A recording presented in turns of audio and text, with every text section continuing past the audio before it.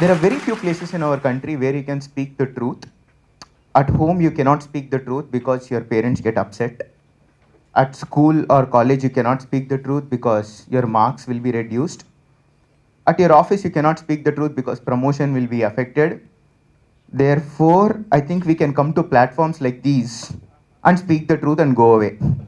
Because that way, nobody can fire us, nobody can reduce our marks, or nobody can threaten us. At best, they won't call again. So I'm not. So I think this is one of those rare platforms. And thanks to Mayur and Empower Talks and Yuvavarthi and probably all the people who are encouraging an idea like this. So, having gotten this platform, I would like to share three simple truths from my life. And if that helps anyone, that's great. If it doesn't help, we are going as per plan.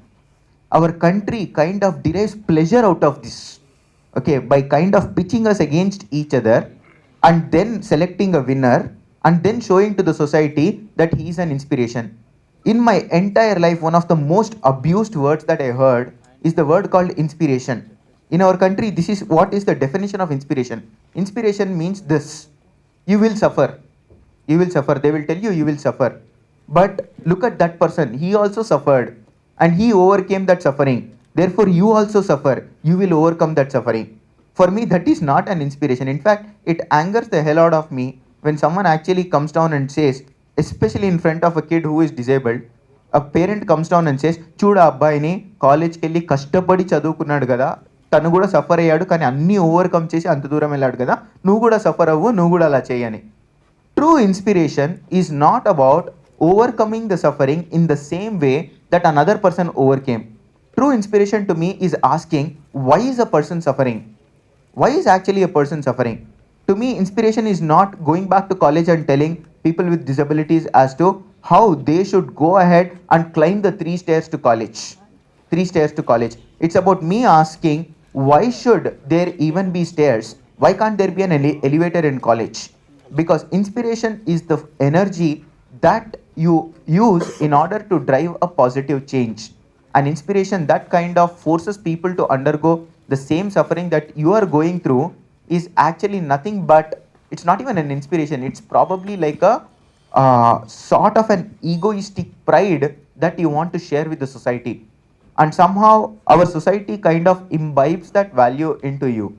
Unless and until you build value for people, not even a dog on the street is going to respect you. That is the only truth of life. Because if you cannot build value for people, nobody, the girl who we went literally 2 months back and asked her to train us on drawing, she said, I have to go home at 4 o'clock. 2 months later, when she knew that we were better at than her in programming, she came in search of us. And that was the moment I actually realized that unless you build actually value to people, there is no way you are going to make any progress in life. However, in order to build value, you would have to take risks. We will probably talk of it some other day. But if you actually look at the slides, yeah. So I started from a background, next slide. Started from a background where my father and mother fell in love back in 1984, and it was believed that since they fell in love and I was born with a disability, it was because of their love that I got a disability. Strange reasons our country will give. Nonsense only. And they moved out of Tamil Nadu and they came to Andhra Pradesh. My dad took a transfer and came down here. That's my sister. This was the college that I studied in. Ultimately, there is only one place for people like us who come from middle class, lower middle class backgrounds in order to succeed in life. And that was education. My father was not rich. He was by no means rich. My mother did not have education. She did not know terms like inclusivity, physical challenge. These days people use that term, disability badalu, physically challenged. That's like calling Monday special Sunday. Okay, or a romantic person differently romantic. Okay, it's not going to actually help. My mom did not know terms like that. But my father knew a simple thought, and his thought was this: that no matter what, it is education that is going to save my life. And in spite of tremendous odds, there were 12 schools in my life that refused to take me into the school. 12 schools. In the same year, same academic year, I changed 3 schools. And all those schools, still my father kept believing that you would have to go ahead and get educated.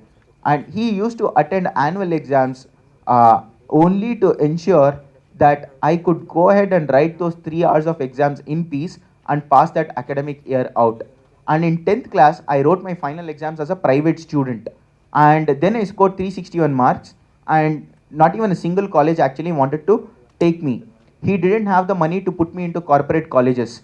He literally, I saw him literally beg college principals to try and take me into their college.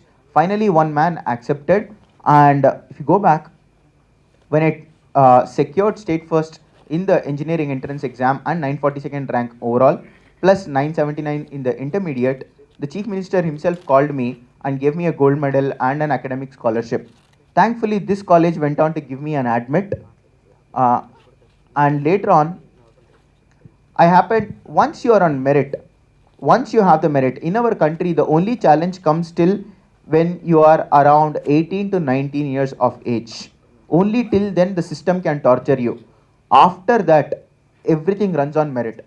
I love my country as much as anyone does, and I totally believe that there are some loopholes in the system, but the loopholes are not as large as people make it out to be.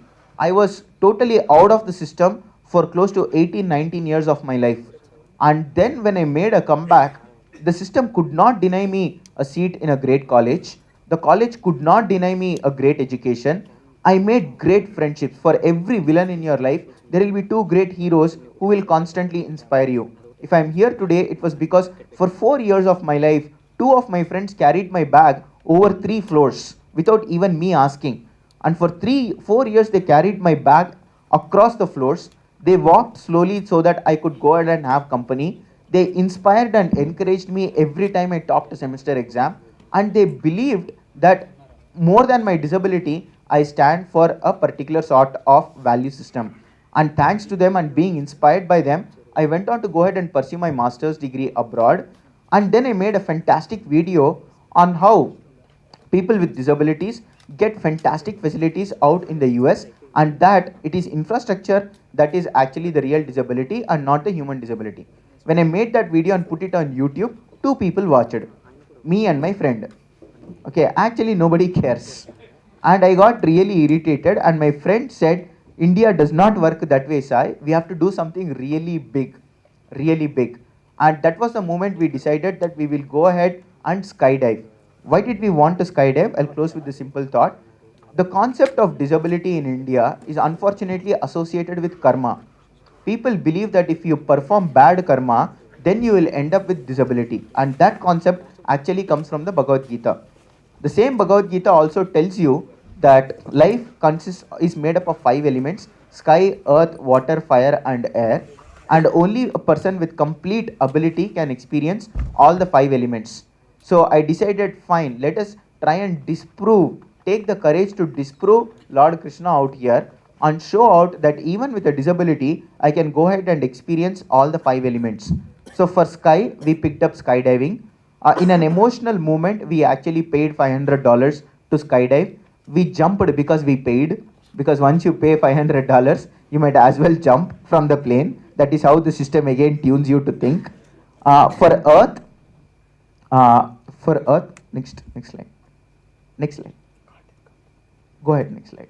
For Earth, we picked up a place called Grand Canyon, which is the oldest sediment on Earth. We took a helicopter, went inside the canyon, lived there for 7 days. And for water, we actually wanted to do skydiving, but that is what honeymoon couples do these days. So we decided that's not cool. We wanted to go ahead and take a jump at the intersection of the Pacific and the Atlantic Ocean. And since we wanted to go all the way, we figured out a method to raise our funds, and we took a ship, went to the intersection of the Pacific and the Atlantic. And since we were till there at the intersection of Pacific and Atlantic, we thought we can go a little ahead and go to Antarctica as well. And we reached the Antarctic journey, and we made a video of all this, and we put it on YouTube, and we said, I am going to Antarctica not because of good karma, but because there are facilities out there.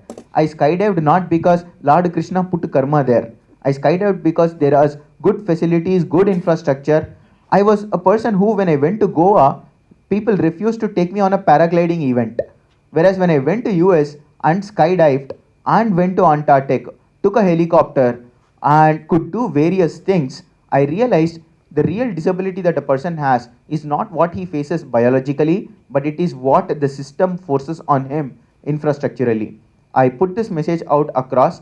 Long back when I made a video, two people watched.